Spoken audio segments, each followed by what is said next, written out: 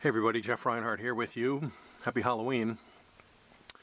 As of Monday afternoon, there were 8,000 people without electric in Lancaster County.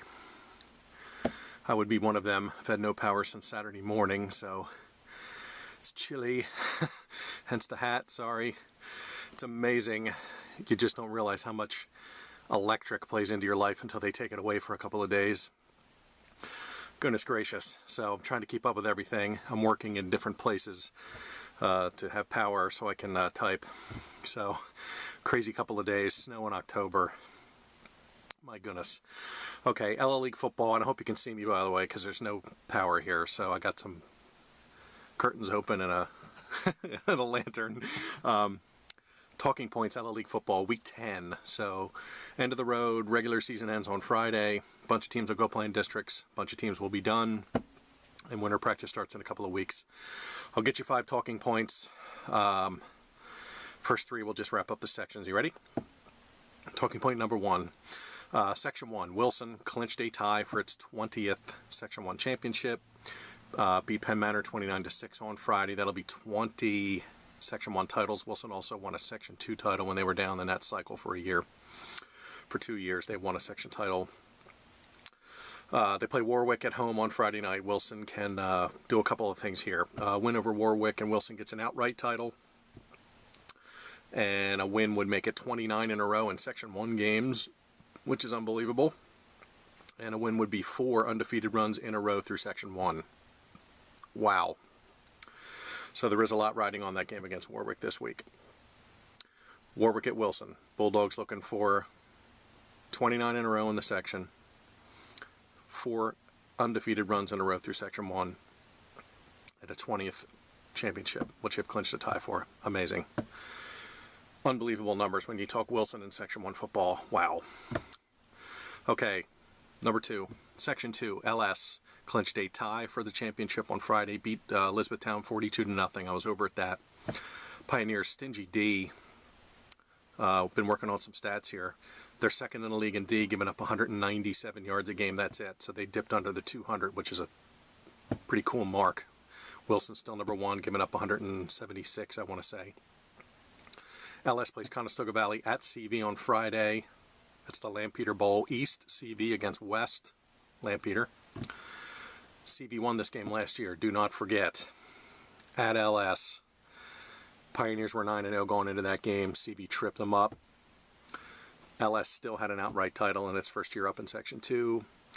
But that cost them the 1 seed in districts. And they ended up getting McDevitt in the semifinals. So I don't think LS will be looking past CV here in this one. Bucks coming off a loss to Cocalico 17-14. Led throughout. Cocalico rallied and won late.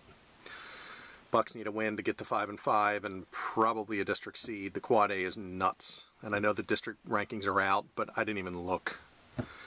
I'm just going to let them play Friday and just report what what they report.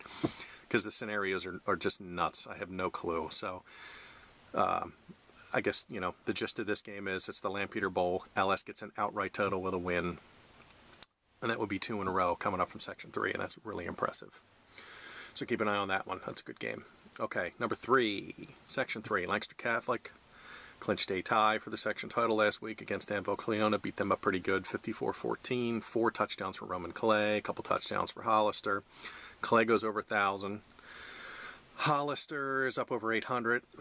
I think he needs about 125 to get to 1,000. Don't forget, those guys are trying to become the first backfield duo to each get 1,000 back-to-back seasons. That is 7 Section 3 titles in a row for Catholic. They did have a share with LS back a couple of years. They'll go for the outright crown against Elko on Friday in Lancaster. Elko comes to town. They're coming off a loss to Donegal. Donegal is, 4-1 in the section and in second place. So Donegal plays Columbia.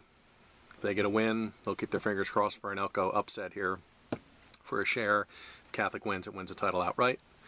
7 in a row, going up to Section 1. Impressive. Catholic also on Friday goes for a 10-0 season. Okay, number 4. While we're talking about Catholic, head coach Bruce Harbach goes for win number 99 this week against Elko. He's sitting on 98. If Catholic can get this one, he'll bump up to 99. And in the first round district game next week, he would go for win number 100. One other LO coach got 100 this season. John Mannion at LS hit 100. That's always a fun stat. Talking point number 5, making this quick this week. Just talk about sort of the game of the week. Garden Spot at Mannheim Central. There's a lot dripping here on this game, and I remind you, I did not look at the district rankings. I know there were 8-9 coming into this past week. Garden Spot 8, Central 9. Both of these guys are 5-1 in the section, and they're both 7-2 overall. Garden Spot has never beaten Mannheim Central in a football game. I think there was a tie back in the day, but Garden Spot's never beat them head-to-head. Lot riding here. If they're still in that 8-9 range, the winner of this game would get a home playoff game, which is huge. And if you do the math, there's a shot, if they finish 8-9 again, that they could play each other in Week 11, with the winner of this game on Friday being the home team. So, I don't know the formula. I have no clue how any of that works, but there's a shot that could happen here with Garden Spot and Mannheim Central. Wouldn't that be fun? Both of them, a game behind LS, they got their fingers crossed for a CV win, and then the winner of Spot Central would get a share of the title. If LS wins, the Garden Spot Mannheim Central winner would get sole second place, which is pretty good because this has been an interesting race. But there's a lot dripping here. Garden Spot at Mannheim Central. And I'm going to live blog that. There are some interesting games. I keep getting emails now, people saying, blog this game, blog that game. And I appreciate that very much. I want to see Garden Spot Mannheim. That's just an interesting game. A lot of district ramifications here, and I'd like to see Armbrust here. He's got the 28 touchdowns. He'll see if he can get to 30, and Schlegel has 18 touchdown catches. I think the state record's 21, so he needs 3 more to tie that. So just a lot kind of riding on that game. So I'll get you a live blog. There'll probably be another live blog from that game, but that's all right. We're all friends. Friday from Mannheim. Catch me at 6:30 or so, live blog. Garden Spot at Mannheim Central. All right, those are your 5 talking points. I'm sort of scrambling here because I don't have electric, and this really stinks. So I'll still try to get you the video previews here in a couple of days. Stats are almost done, and I'll get the previews up and all that good stuff. And I'll continue on with everything through the postseason until everybody's out. Win, lose, or draw. So, okay, those are your talking points. Week 10, the finale. Thanks for stopping by. I hope you've seen this. Sorry for the darkness.